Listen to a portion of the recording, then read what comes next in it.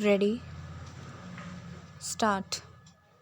I can never resist a call from an educational institution because I have been associated with such institutions throughout and have always taken a keen interest in education. I was therefore happy to accept your invitation. It is a pleasure to be in your midst and to confer degrees on many of the students assembled here. You are fortunate indeed to receive education in the Kanya Mahavidyalaya, for this institution occupies an important place in this state and has made a remarkable contribution to the advancement of our women. This institution was founded many years ago by a true social person who was inspired by lofty and sacred ideals of emancipation of women and national advancement, and who had genuine reverence for womanhood. We have in our country two types of educational institutions: those established by our English rulers for the achievement of their own ends, and those founded independently by patriots and nationalists with a view to reviving our civilization and rebuilding our cultural traditions. The Kanya Mahavidyalaya was founded many years ago in pursuance of these sacred ideals, and those of you who are entering life after having completed your education in such an institution are really fortunate. You have obtained this higher degree, of course, but to have done so from this institution should also be a treasure of your life which must add to your laurels. Those of you who have received their degrees are now stepping out of the limited sphere of the Gurukul into the vast arena of activity and struggle. You have on your shoulders heavy responsibilities, but I am confident that your experience and education will enable you to bear them with grace. So far, you were students, now you will lead a practical life and you have to march ahead in the face of multifarious problems.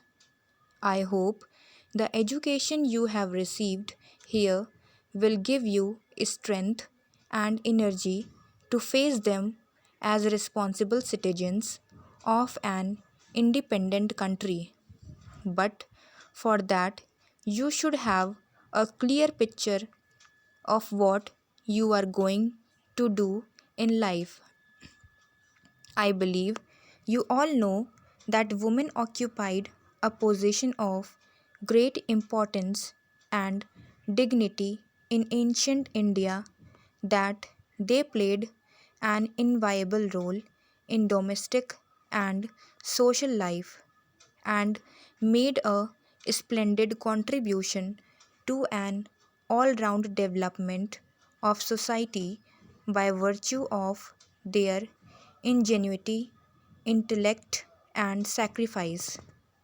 I am saying all this to bring home to you that the woman is an incarnation of divinity, a sustainer, a creative energy which conduces to the growth and welfare of human society.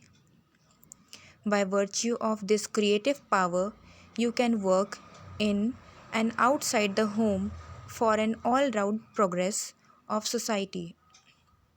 Thus, your responsibility is commensurate with your power. I attach great importance to the education of girls for these and similar reasons.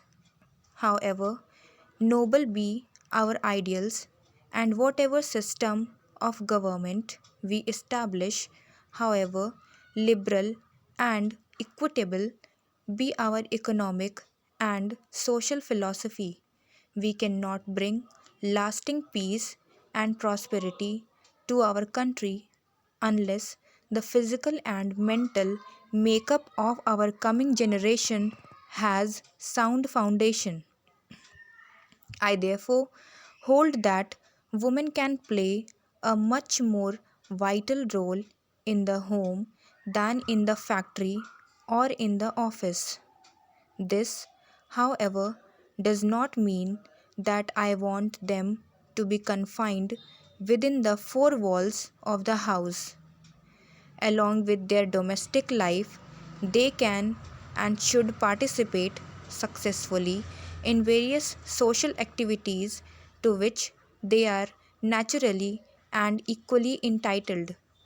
But real freedom and liberty only mean that the woman employs all her faculties not only for her individual development but also for the total development of the society, leading ultimately to the welfare of humanity at large, wherein it included her individual self also. According to the ancient traditions and lofty ideals of Indian womanhood, you have not only to educate yourself but also to progress thereafter in all directions as the companions of men. After freedom, now you have also to play your part in the work of national reconstruction.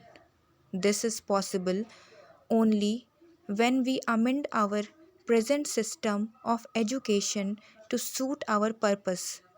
Here also, our country is faced with conflicting ideologies. The modern reformists, those who style themselves as progressivists, contend that boys and girls should be educated together under the same system of education. They told that the woman should be treated on a basis of equality not only in the domain of education but in all fields and walks of life, that she should have complete social freedom and should be able to participate in all activities and occupations as an equal partner of man. These people want that the system of education should also be modeled accordingly. Diametrically opposed is the view of the orthodox camp. Thus, we have today conflicting ideologies regarding the education of women. We have naturally to consider carefully which of these two will suit us better and help in the advancement of our culture and civilization at this time. Stop.